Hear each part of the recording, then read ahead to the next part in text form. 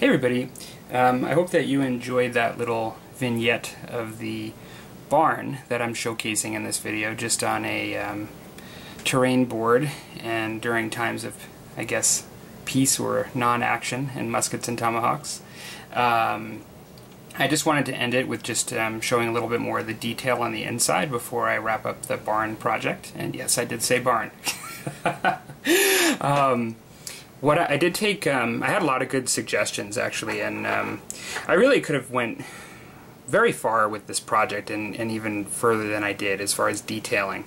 But I just kind of took it to where I wanted to take it and really want to move on to other things. I'm happy with it as a piece of wargaming terrain at this point. And I'll just show you what I did do on the inside and talk a little bit about it. So Robert Chisholm did make the suggestion of just putting, maybe just some wood slats on the inside just to give it a little bit more detail. And it was a really good suggestion. And it didn't take a tremendous amount of effort to do that. And so I did put in some wood sticks. I actually got, I was at Michael's and I was in their discount aisle, which I didn't know existed. And I got this like really big bag of pre-cut wood in all that kinds of different sizes, and it was for like $3. And it was just, there are a lot of really thin pieces like in there slipped in, and so I just picked that up and had that suggestion of Robert's in mind while I did it actually.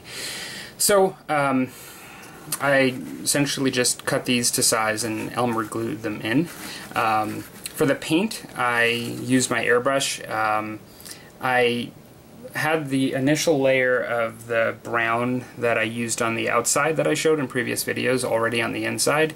Then I took the dark brown that I used on the outside, but I instead of using the brush here, I airbrushed and I just sort of sprayed the inside, particularly in areas against where the wood was going to be, and in the corners and just different spots. I just sprayed it brown to give it a brown look. And then I took I think it's snakeskin leather, or I showed it in the last video, the lighter brown, and I used the airbrush and then highlighted like in the centers. So I just tried to create some darks and lights and just give it a little bit more depth. I also did this on the haylofts themselves. Now, aside from that, what I had done is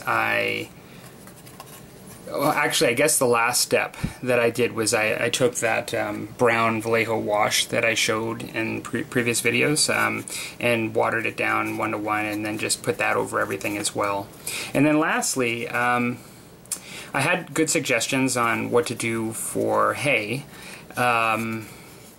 And one of them was, and particularly since I used those carpets, I think it was Gerson that recommended, I could just use those carpets and use the material in it, which would be cheap because I have a lot of that left over. And that was a good suggestion, but I kind of thought about it a lot and I came up with a different idea. I went out to my garage and I took one of these brushes that has, and the reason I use this is Woodland Scenics makes a tall grass, and they call it a hair product. And when I went into my local hobby shop, they only had the green. They didn't have this color, which they also make. And so I kind of thought about it as I was walking through Michael's, and I thought hair product, and I thought brushes are a hair product. And I thought, I betcha I can just grab an old brush and just cut into it and actually come up with the same tall grass that they charge for a lot more. And so, without the handle. And so what I did is I just cut that up and I just put down PVA and then a little bit of watered down PVA after that. And so it's mostly sticking, you see? It's actually pretty good. I think it gives it a, you could argue how much I should put down, but I do have to have guys in here, and I think it gives the effect that I want, just to have it look like it is a barn. I could put a lot more, I guess. But the only issue I ran into, for those of you that decide to maybe do this kit, and if you like this idea with the slats, I got kind of ahead of myself and I wasn't really thinking it through.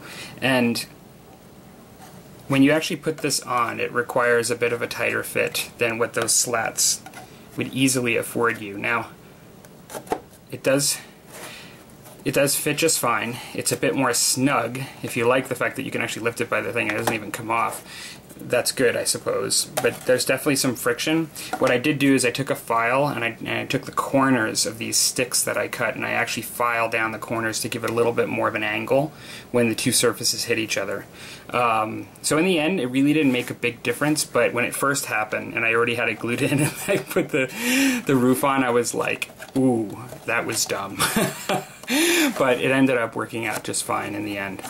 So this is the last video for the barn, and I hope you guys enjoyed it, and I know I certainly am, and I'm looking forward to moving on to other things, other models and other terrain.